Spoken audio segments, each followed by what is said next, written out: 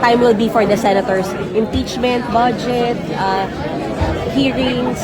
Very challenging, pero nananalig ako na we will make ourselves up to the task. So handa na kami ngayong linggo na sa pagpapatuloy ng impeachment trial, isagawa pa rin yung schedule ng regular sessions na in-announce ni SP. And of course, pagpasok na sa budget hearings, triple na task, pero gagawan po namin ng paraan. Matupad pa rin yung tatlong tungkulin. Paano nyo mapaprioritize yung sa economy? Kasi sabi, lalo yung sa budget, yung sa bawas ng buwis, and you have impeachment as well. At the same time.